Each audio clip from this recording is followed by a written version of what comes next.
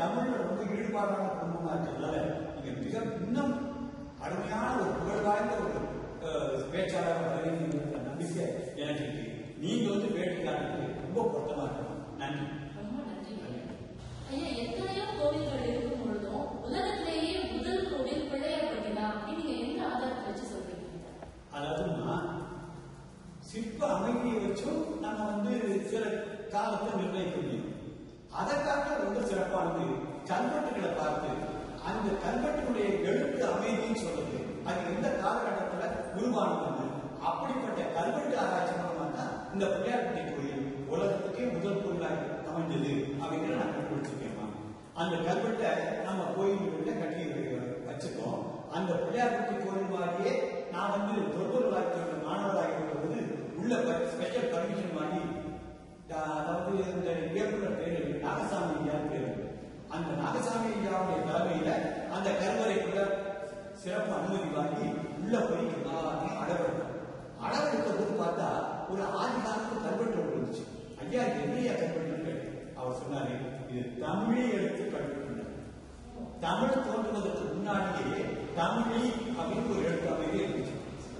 அதுவே தான் தமிழ், தெலுங்கு, கன்னடம், மலையாளம், துளு எல்லாமே பிறந்தது. அந்த ஆதி காலத்து எழுத்து எப்ப தோன்றியது அப்படின்னு கேட்டா அவர் நாகசாமி சொல்றாரு, கிமு 6ஆம் நூற்றாண்டு கிறிஸ்து பிறகு கிமு 10ஆம் நூற்றாண்டு வரைக்கும் இருந்த தமிழ் எழுத்துல தான் இந்த கல்வெட்டு அமைஞ்சிருக்கு. அதனால பிள்ளையார்பட்டி கோயில் தான் உலகத்துக்கே முதல் கோயில் அப்படின்னு அவர் ப்ரூவ் பண்ணாரு. அதைத்தான் மறுபடியும் ஆராய்ச்சி பண்ணி கண்டுபிடிச்சிருக்கேன். அந்த ஆராய்ச்சி முறைகளா உலகத்துல எல்லாரும் தெரியணுங்கிறதுக்காக அந்த கோயிலை அப்படியே அளவெடுத்து மகாபலிபுரம் சிற்பிகளை கூட்டு வந்து நம்ம கட்டியிருக்கிறோம். வாங்க போவோம். அங்க கல்வெட்டு உட்பட அந்த பிள்ளையாருடைய அமைப்பு, அந்த பிள்ளையாருடைய தனிச்சிறப்பு எல்லாத்தையும் வாங்கம்மா. டாக்டர் நாகசாமி ஐயா மூலமா நம்ம பிள்ளையார்பட்டி கோயிலை முதல்ல போய் பார்த்தேன். பார்த்தபோது இந்த கல்வெட்டை பார்த்து தான் அதிர்ந்து போயிட்டோம். என்னையா இது என்ன மொழி எழுத்துனே தெரியல, கிறுக்கல் மாதிரி கேள்வி. கல்வெட்டு ஆராய்ச்சிக்கு வந்தா ஆழமான அறிவு வேணும், பொறுமை வேணும், நல்லா படிச்சு பாருங்க. 15 நாள் திருநெல்வேலியில வச்சு உங்களுக்கு இந்த கல்வெட்டுகளை பூரா நடத்தியிருக்கோம். இதுதான் நம்ம நடந்த முதல் பாடம். கிமு 3ஆம் நூற்றாண்டுல ஆனாவனா எப்படி இருந்துச்சு, காணாச்சானா எப்படி இருந்துச்சு, 1, 2, 3 இருந்துச்சு அப்படின்னு நாங்க சொல்லி தந்துட்டோம். உங்க பேர் உட்பட எல்லாமே ஆதி காலத்து கல்வெட்டுலாம் எடுத்து பயிற்சி பண்ணிருக்கீங்க. அதனால நீங்க தான் முதல்ல இதை படிக்கணும் அப்படி சொன்னாங்க. எனக்கு ஒன்றும் புரியல. அப்புறம் சரின்னு வாசிச்சு பார்த்தோம்னா எருக்காட்டு கோன் பெருந்தச்சன் இருக்குயா அப்படின்னு சொன்னேன். நீங்க மகா கெட்டிக்கார வாரிசுல பிறந்தவங்க, அதனால ஏன் எருக்காட்டூர் வந்துச்சு அப்படிங்கிறதுக்கான காரணத்தை சொல்லுங்க பார்ப்போம். பிள்ளையாருக்கு பிடிச்சது எருக்கம்பூ மாலை. பிள்ளையார்பட்டியோட பூர்வீக பேரும் எருக்காட்டூர் தான். அதனால ஒருவேளை இதுக்கு முன்னாடி இந்த ஊர் முழுக்க எருக்கம்பூ செடிகள் நிறைந்து இருக்கிறதுக்கும் அதனால அது எருக்காட்டூர். அற்புதம் அற்புதம். இந்த அதனால காரணம் பேர் மாவும் செடிகள் அதிகமாக தான் மாற்றும் சொல்ல மாதிரி எருக்க செடிகள் மட்டி போனதுனால அது எருக்காட்டூர் அப்படின்னு தான் ஆதி காலத்துல பிள்ளையார்பட்டியுடைய உண்மையான பேர்.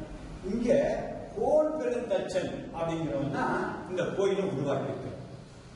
இந்த உருவாக்குனவனுக்கெல்லாம் அந்த காலத்துல இப்போ பட்டமணி கூட கையில பேப்பர்ல கொடுத்துறோம், அது காணாம போச்சு அப்படி பேப்பர்ல போட்டு மறுபடியும் இன்னொரு டூப்ளிகேட் வாங்கணும். அந்த டூப்ளிகேட் வேலையே அந்த காலத்துல கிடையாது. கல்வெட்டை அடிச்சு வச்சுக்கோம். பட்டமணி விழாவில் கொடுத்தது இந்த கல்வெட்டு. அதுல கோன் பெருந்தச்சன் இந்த சிற்பிக்கு பட்டம் கொடுத்துருக்காங்க.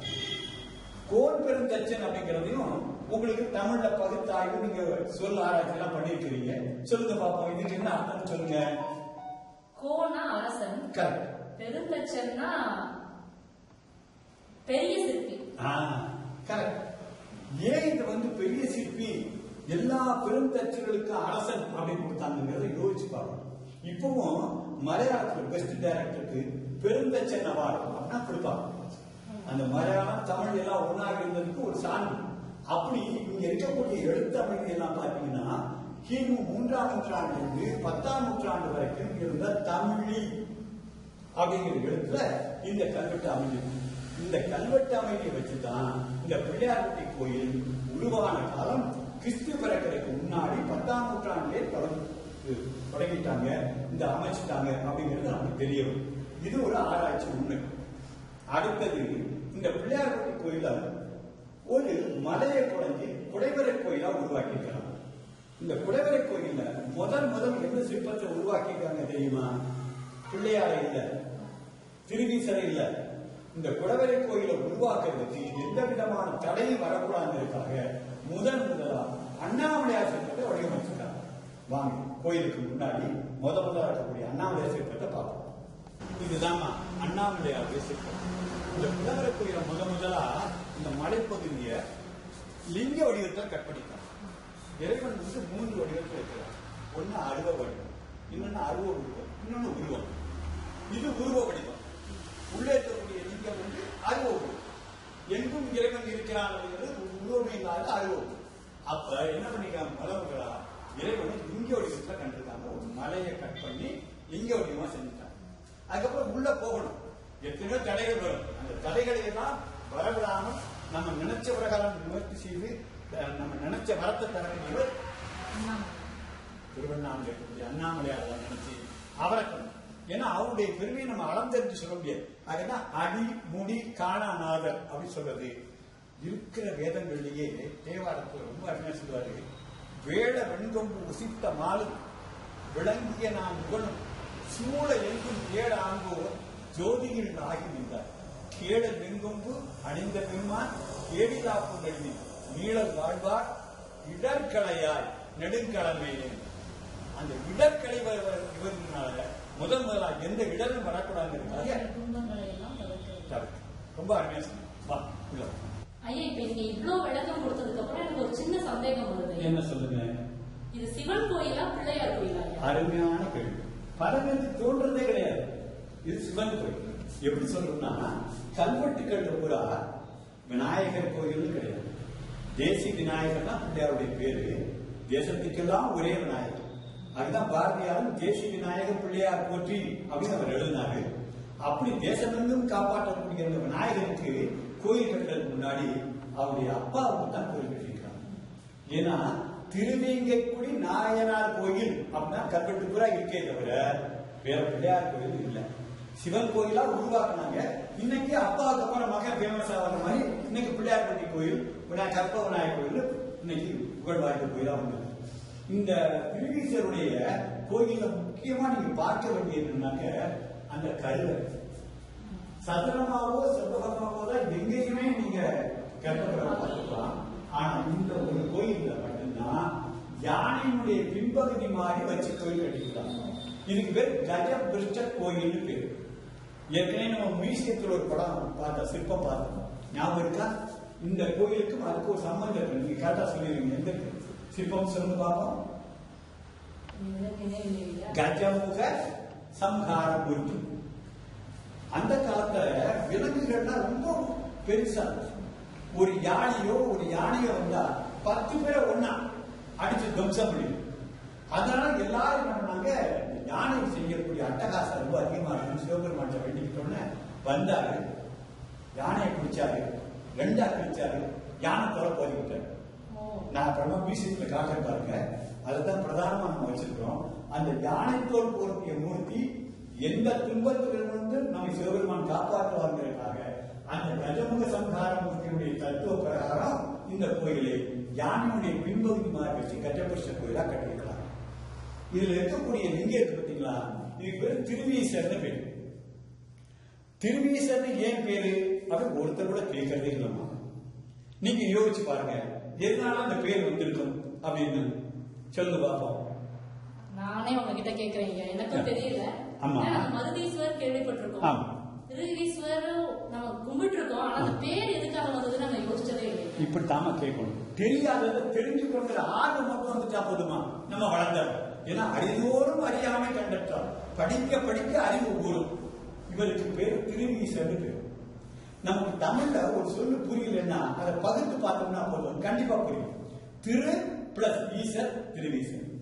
கடவுளுக்கு ஈசன் பேர் தெரியுமா? ஏன்னா மனதை அறிந்து கொடுப்பதால் அவர் ஈசன். பாத்தீங்களா, இதுதான் புத்திசாலித்தனம். கொடு அப்படின்னு கொடுத்தா அது பேர் கொடை. கேட்காமலேயே நீங்க சொன்ன மாதிரி மனம் அறிந்து கொடுத்ததுக்கு பேரு ஈதல். அதான் ரொம்ப அற்புதமான ஒரு திருவள்ளுவர் சொன்னார். ஈதல் அது நல்லது ஊதியம். இப்படி இருக்கிற பொண்ணுன்னா கற்பூர புத்திங்கிறது இதுதான். அந்த ஈதல் தன்மை இருக்கிறதுனால அவருக்கு ஈசன் இருக்கு. நான் கற்பனையா கூட சொல்றது என்னுடைய மாணவர்களுக்கு, கடவுள் நினைச்சா தினசரி காலையில 5 இட்லி, மத்தியானம் ஒரு புளியோர சாதம், ராத்திரி ஒரு தயிர் சாதம், அது 4 சப்பாத்தி தர முடிய வராது. ஆனால் நம்ம எல்லாரும் பிச்சைக்காரனாக நம்மளை பிச்சைக்காரனாக்கிறது நம்ம தாக்கம் செய்யாம இறைவனுக்கு விருப்பம் இல்லை. ஒவ்வொருத்தருக்கும் ஒவ்வொரு விதமான திறமையை தந்து அந்த திறமை மூலம் வளர்ந்து நம்ம வேண்டியதையெல்லாம் சாதிக்க சொல்றாரு பாருங்க. அதனாலதான் அவருக்கு திருவருள் மூலம் ஜீவனால் திருவீசல் ரொம்ப அற்புதமான பின்னாடி நம்ம நகரத்தார்கள் 1278 பிடிபாடு கொண்ட கோயிலுக்கு மருதீஸ்வரர் கோயில் வச்சாங்க. பிறவி பிணி ஆகிய இந்த பெரிய பிணியை தீர்க்கக்கூடிய மருந்து ஈஸ்வரர் அவர். அதனால மருதீஸ்வரர் பேர். இந்த திருவீசரை பார்க்கணும். இந்த திருவீசரை நோக்கி தவம் செய்கிற கோலத்துல இப்ப கற்பக விநாயகர் இருக்காரு. நீங்க மிகப்பெரிய புத்திசாலிகள் ஒருத்தருக்கனால உங்களுக்கு ஒரு புதிர் நான் சொல்றேன். அந்த விநாயகர் சிற்பத்தை நல்லா உத்து பாருங்க. அவர் தவம் செய்ய போறாரா இல்ல செஞ்சு முடிச்சுட்டாரா அப்படிங்கிறத நீங்க கண்டுபிடிச்சு சொல்லுங்க. வாங்க கற்பக விநாயகர் சன்னதிக்கு போவோம். இது அம்மா கற்பக விநாயகர் சிற்பம். இந்த கற்பக விநாயகருக்கு 2 கைகள் தான். மற்ற இடமா 4 கை, அங்குசம், பாசம், பரதகரம், அபயகரம் இதெல்லாம் எதுவுமே கிடையாது. உலகத்துடைய முதல் பிள்ளையாடு ஒரு யானை தலை, ஒரு மனித உடல், அவ்வளவுதான்.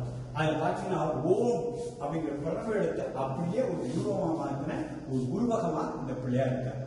இந்த பிள்ளையார் தியானம் பண்றாரு. கையில இருக்க லிங்கத்தின் மூலமா தெரியுது. அந்த திருவீசர் தான் எது தியானம் பண்றாரு. இப்ப நான் கேட்கிற கேள்வி, இவர் தியானம் செய்ய தொடங்க போறாரா இல்ல தியானம் செஞ்சு முடிச்சுட்டாரா அப்படிங்கிற நீங்க கண்டுபிடிச்சு சொல்லுங்க. கொஞ்சம் நல்லா ஒத்து பார்த்து சொல்லுங்க. நீங்க சொல்ற மாதிரி கையில லிங்கம் இருக்கிறதுனால தியானம் செய்யறாருன்னு தெரியுது. நான் தியானம் செஞ்சு முடிச்சுட்டாரா இல்ல கண்டுபிடிச்சிட்டேன் ஐயா. எப்படி?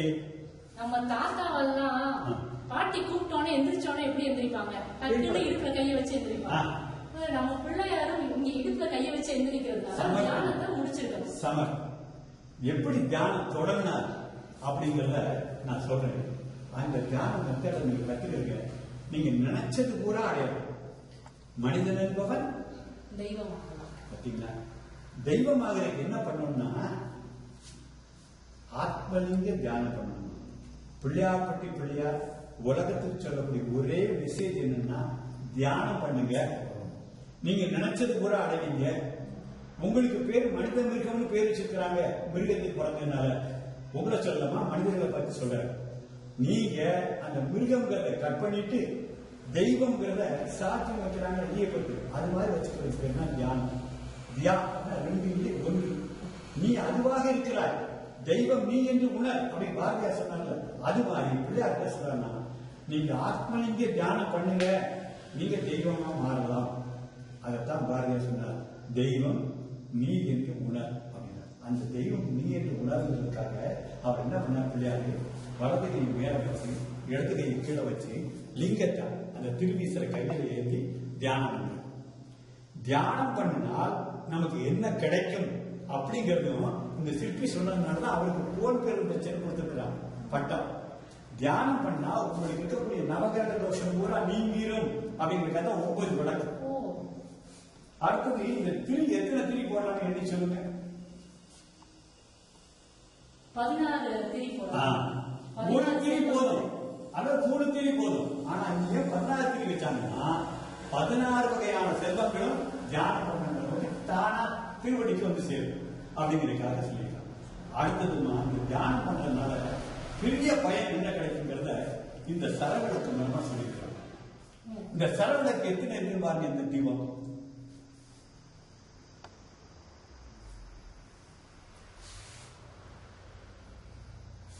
27. மனிதர்கள் எத்தனை நட்சத்திரத்தில் பிறக்கிறோம்? 27 நட்சத்திரத்தில் பிறக்கிறவங்களும் நம்மளோட கோஆபரேட்டிவா இருக்காங்க. ஒற்றுமை தான் வாழ்க்கை, ஒற்றுமை தான் உயர்வு. யார் ஒருத்தரையும் பகைவனா நம்ம நினைக்கவும் கூடாது, பகைவர்கள் உருவாக்க கூடாது. அப்ப வாழ்க்கை கூட சுமூகமா இருக்கும். அந்த 27 நட்சத்திரத்துல பிறந்தவங்க நம்மளோட கோஆபரேட்டிவா இருக்கிறதுக்கும் நம்ம அவங்களுக்கு உதவியா இருக்கிறதுக்கும் இந்த தியானம் நமக்கு உதவும். ஏன்னா நம்ம பரிபூர்ண தெய்வ சக்தியா மாறதுனால பகைமை உணர்ச்சியே போயிடும். அடுத்து ரொம்ப முக்கியமா கீழே ஒரு சிற்பம், அது என்ன சிற்பம்னு பாருங்க, அன்னம். அந்த அன்னப்பறவை என்ன சொல்லி தெரியுமா, அது ஒரு பெரிய தத்துவ விளக்கம். நம்ம கல்யாண் பூமுன்னு சொன்னார், என்ன சொன்னாரு, தீதும் நன்றும் பெருந்தரவார். நமக்கு வர நன்மைக்கும் தீமைக்கும் நம்ம தான் காரணம்.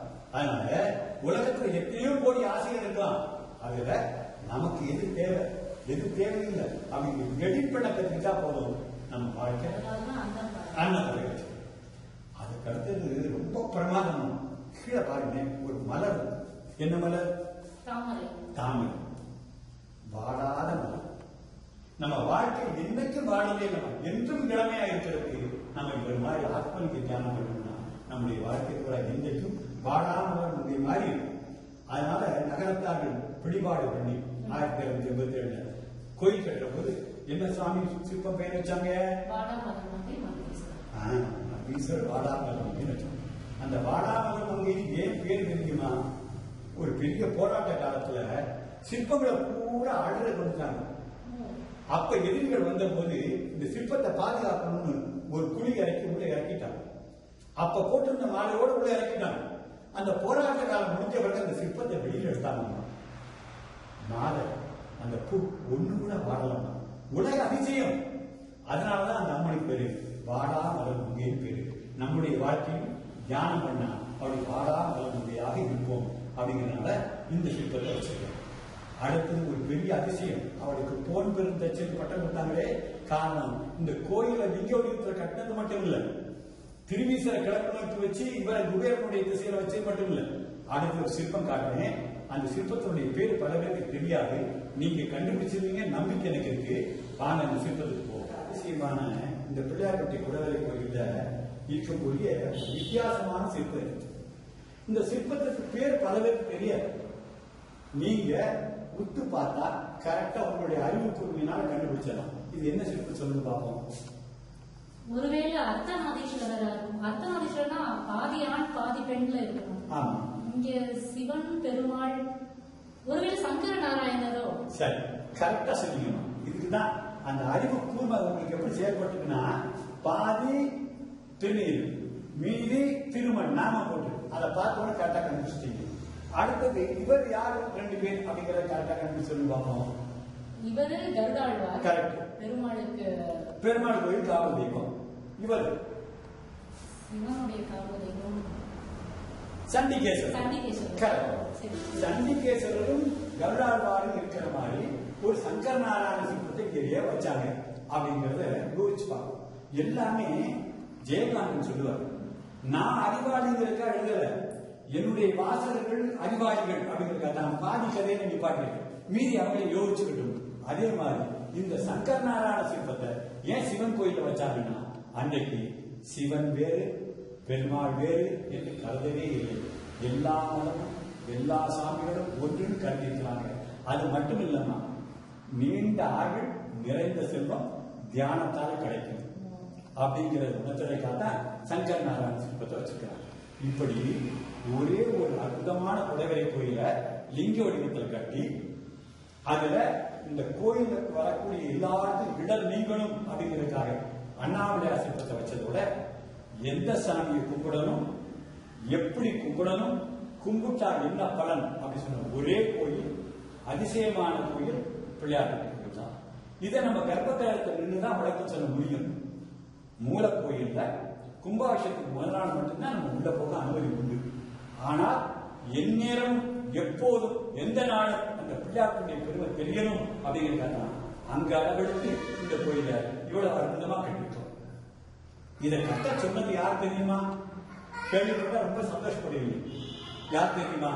சூப்பர் ஸ்டார் ரஜினிகாந்துடைய குரு பாபாஜி இந்த வழியா மாநாட்டுக்கு போன மதுரைக்கு பார்த்தா இந்த இடத்துல ஒரு டிவைன் வைப்ரேஷன் வருது தம்பி, கைலாசத்தில் கிடைக்கக்கூடிய வைப்ரேஷன் இங்க என்ன கிடைக்குது, அதனால இது அர்ஜுன் கவர்மெண்ட் இடம், இங்க நீ வீடு கட்டக்கூடாது, கோயில் கட்டு, பிள்ளையார்பட்டி கோயிலுடைய பெருமை உலகத்துக்கெல்லாம் தெரியணும், அதனால அங்க அளவெடுத்து இங்க அந்த கோயிலை கட்டணும் அர்ஜுனன் தவம் பண்ண இடத்துல தியான மண்டபம் கட்டு.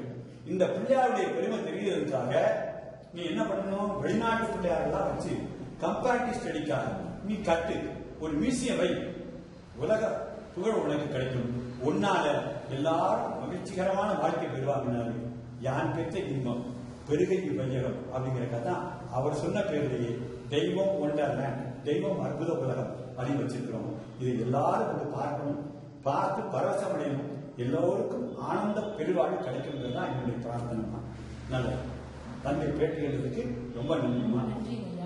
கேள்வி கொக்கிகளை போட்டு பாதாள கரண்டி மாதிரி நிறைய கேள்விகள் கேட்டீங்க, அதனாலதான் நிறைய செய்திகள் சொல்ல முடிஞ்சு. எங்களுக்கே ரொம்ப சந்தோஷமா இருக்கு. ஏன்னா எங்களை மாதிரியான அடுத்த தலைமுறை பிள்ளைகள் நாங்க வந்தோமா சாமி கும்பிட்டு போனோம், அவசரத்துல அப்படியே வந்து கும்பிட்டு போற மாதிரி இருக்கும். நீங்க சொன்ன மாதிரி பிள்ளையார்பட்டி அந்த கோவில்ல வந்து உள்ள இருந்து நம்ம ஒவ்வொன்றுக்கும் என்ன விளக்கம்னு நம்ம போய் அதனுடைய தெய்வீக ரகசியங்களை நம்ம தெரிஞ்சுக்க முடியாது. ஆனா இங்க வந்து நம்ம ஒவ்வொன்றும் ஏன் அப்படி இருக்கு, எதுக்காக அப்படி வச்சிருக்காங்க, யாரு கட்டினாங்க, இந்த மாதிரி பல கேள்விகளுக்கு எங்களை போன்ற பிள்ளைகளுக்கு